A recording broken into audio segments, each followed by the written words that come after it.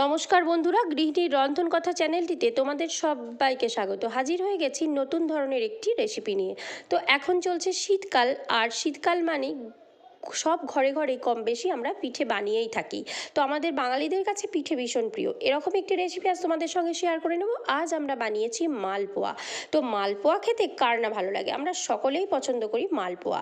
আর মালপোয়া যদি নরম তুলতুলে সুস্বাদু করতে চাও, সুস্বাদু করে বানাতে চাও, তার সঠিক পরিমাপ আর পদ্ধতি সহ এই ভিডিওটি আজ আমরা তোমাদের সঙ্গে শেয়ার করে নেব। তো গোটা ভিডিওটি দেখার অনুরোধ রইল। ভালো লাগলে অবশ্যই আমাদের চ্যানেলটি সাবস্ক্রাইব করে দিও। তো চলো দেখে ফেলি আমরা কীভাবে বানিয়েছি। তো দেখো, প্রথমে একটি পাত্র নিয়ে নিয়েছি। তো মা এখানে দুধটা গরম করতে দিচ্ছে। দুধটা প্রথমে ভালোভাবে ফুটিয়ে ঠান্ডা করে নিতে হবে। তো এখানে 500 মতো দুধ আছে। দুধটা ভালো করে ফুটিয়ে প্রথমে আগে ওটা করে নিতে হবে, ঠান্ডা করতে হবে। তো দেখো, দুধটা ফুটে এসেছে, গ্যাস অফ করে দিয়ে দুধটা ঠান্ডা করতে দিতে হবে। এবার দিয়ে দিচ্ছে সুজি। তো এই যে কাপটা, এই মাপটা ঠিক রাখতে হবে, কাপের মাপটা দেখো 1.5 কাপ সুজি। এই কাপ ইউজ করেই সব মাপগুলো নেব। তো একটা 1.5 কাপ সুজি এখানে নিয়ে নেওয়া হলো। দেখো, মা নিয়ে নিচ্ছে 1.5 কাপ সুজি। আর দিতে লাগবে 1.5 কাপ ময়দা, ঠিক ওই একই মাপের।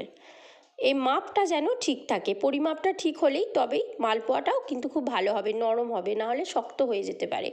1.5 কাপ সুজি, 1.5 কাপ ময়দা আর 1 কাপ চিনি এখানে মা অ্যাড করে দিচ্ছে। আমরা যেহেতু রসে ডুবাবো না, তাই মিষ্টিটা এখানে একটু বেশি করেই দেওয়া হচ্ছে। আর যারা রসে ডুবাতে চাও তারা কিন্তু 1/2 কাপ চিনি দেবে, 1 কাপ চিনি দেবে না। তো পরিমাণ মতো লবণ এবার মা একটু এখানে অ্যাড করে দিল।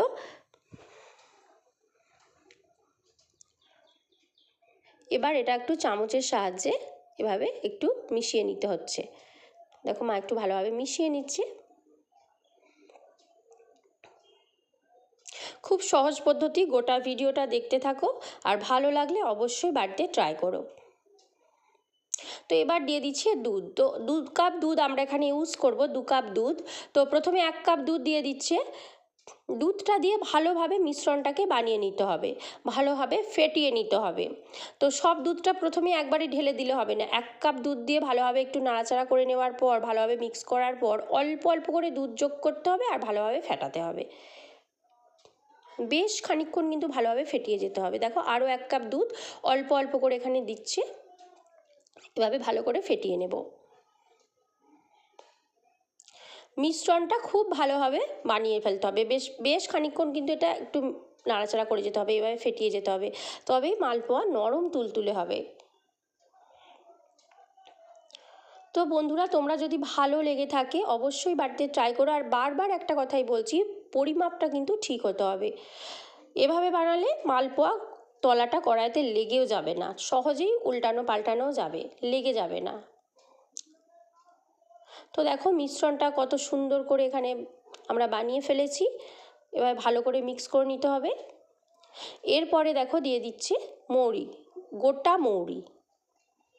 অল্প করে একটু মৌরি ছড়িয়ে দিতে হবে, আর একটু গোলমরিচ গুঁড়ো, এতে টেস্টটা ভালো হয়, স্বাদটা ভালো আসে। অল্প একটু গোলমরিচ গুঁড়ো ওপরে একটু ছড়িয়ে দিয়ে ভালোভাবে আবার একটু ঘেটে নিতে হবে, মিক্স করে নিতে হবে। খুব সহজ পদ্ধতি, আর মালপোয়া খেতেও খুব সুস্বাদু হয়। আমরা সকলে, আমাদের খুব প্রিয় এই মালপোয়া। আর খুব সহজ পদ্ধতিতে এটা বাড়িতে বানিয়ে ফেলা যায়।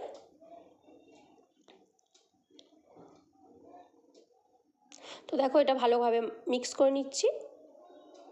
তো এদিকে মা দেখো কড়াইতে তেল দিয়ে দিয়েছে, সাদা তেল। তো তেল গরম হয়ে গেলে এবার হাতা করে এভাবে মালপোয়া ভেজে নিতে হবে। এক এক করে মিশ্রণটা এভাবে কড়াইতে তেলের মধ্যে দিয়ে সুন্দর করে এপিট ওপিট উল্টে ভালোভাবে ভেজে নিতে হবে। তো দেখো, এভাবে ভাজতে হবে, ঠিক মা যেভাবে দেখাচ্ছে এভাবে সুন্দর করে ভাজতে হবে। দেখো, সুন্দর করে ফুলেও উঠছে, আর সুন্দর করে পাল্টানো যাচ্ছে, তলাটা লেগে যাচ্ছে না। খুব ভালোভাবে এপিট ওপিট দুপিট ভালোভাবে ভেজে নিতে হবে। দেখো, ভাজা হয়ে গেল। এবার এক এক করে সমস্ত মালপোয়াগুলো ভেজে ফেলতে হবে একই পদ্ধতিতে। তো ভিডিওটি কেমন লাগলো অবশ্যই কমেন্টে জানিও। ভালো লাগলে অবশ্যই করে তোমরা বাড়িতে ট্রাই করো। খুব সহজ পদ্ধতি, আর অবশ্যই পরিমাপগুলো ঠিক রেখো। গোটা ভিডিওটি দেখার জন্য অসংখ্য ধন্যবাদ। আজকের মতো এখানেই আমরা শেষ করছি। আবার কথা হবে পরবর্তী কোনো ভিডিওতে নতুন কোনো রান্নার রেসিপি নিয়ে।